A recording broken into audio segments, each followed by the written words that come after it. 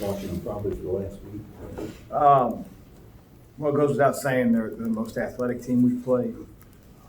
They can make plays both on and off the ball. They're extremely impressive. They strike in transition. They try to turn you over. They obviously have a history of blocking shots, and going defense to offense extremely quick. And how they pump teams on the glass is impressive. One thing they have done well, everybody knows, is shoot 3-pointers. How does that affect your defense, or does it? We don't change, based on who we play. We're going to try to keep the ball in front of us and contest shots. Whether you're, a 50% 3-point shooter or a 25% shooter, the game, the way we play defensively is to keep the ball in front of us, and that's a big challenge with Kentucky. Given their penchant for getting in passing lanes and turning the ball over, how much of a burden is it going to be on your guards to make sure that they can get the ball into that? It's a burden on any team that plays them. I think that's a big part of how you're successful or not against Kentucky. Higgins is maybe the most disruptive defensive point guard in the country. He did it against us last year. We're not the only team. He's had multiple games where he's had a ton of steals. So being able to be protective of the basketball yet aggressive, really, really important. Chris, Dwayne mentioned it's important to be the aggressors tomorrow. He mentioned actually quite a bit. How much has that been your message to the team? Good. I'm glad he mentioned it. It's good. We said the same thing last year. We weren't very aggressive. You think your experience gives you any kind of upper hand here? I don't think anybody has an upper hand. I think you have to earn what you get on the floor. Experience should help, but we've got to go out and earn it. And it's not going to be an easy environment. They're obviously down after losing a couple games. They've got competitive kids. It's going to be a challenge, and one that I hope we're up for. What has he been part of? Go ahead. What has the vibe removed then around practice? That they had some time off and was able to, I guess, get the lights back a little bit. Our vibe's the same every practice. We have high energy. You guys are always invited to practice. Kenny knows that, but the vibe doesn't change. I mean, if we're up because we're playing a certain team, then we're not going to be a very consistent team. So for us, the vibe every day is high energy. It's expected that you compete in our practices, but to go outside and say there's anything more, I would be lying. Chris, you were part of what seemed to be a pretty contentious rivalry between X and UC. Do you prefer rivalries that way? I just think it's rivalries are just that. There's familiarity.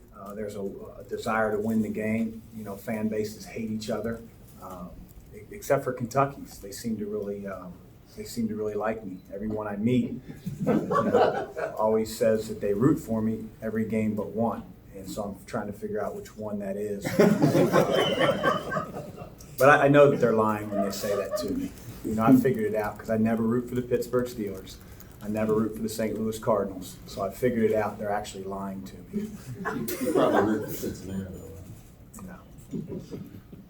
Has your relationship with Calipari changed since you took the job here? I mean, I think when you got hired, you guys had a pretty good relationship. Has it changed, or does it? No, he's always been very good to me. I mean, I don't see him very often.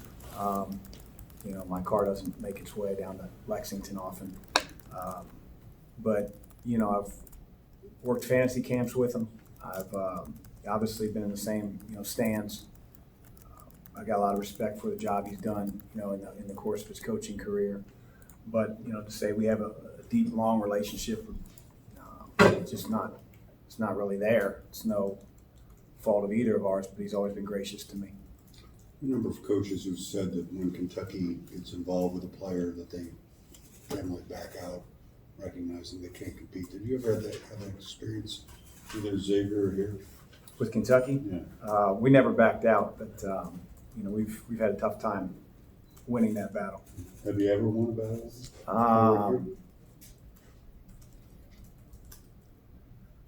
I don't know. I don't know. It's hard to know.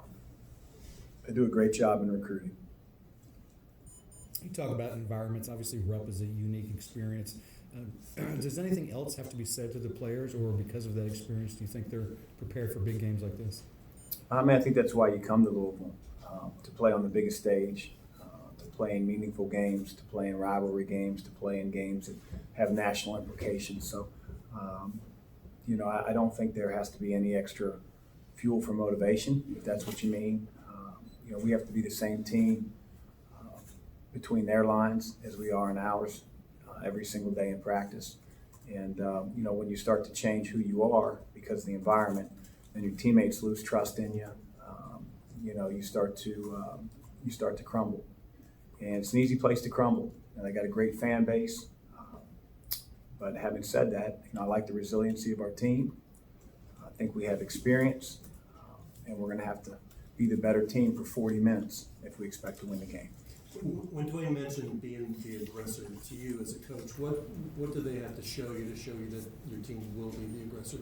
Well, I think being strong with the ball on the offensive end, strong with our decision making, you know, relentless on the glass on both ends of the floor, and not, you know, at 3 or 4 minutes at a time, but for 40 minutes, and to not blink when the other team goes on a run and the roof comes off, because that happens in other teams' buildings. Being able to be mentally tough enough to deal with a run and respond. And that's what we're going to have to do if we expect to win. Other than the state tournament, when was the last time you were in row? Probably another state tournament. Ohio State Xavier tournament game with Greg Oden, where we got screwed. I can say that as years ago. Officials are no longer officiating.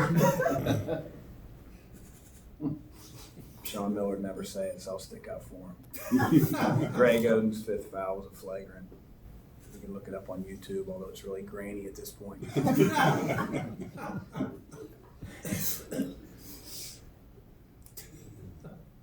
Anything else from anyone? Good, great, thank you. Thanks.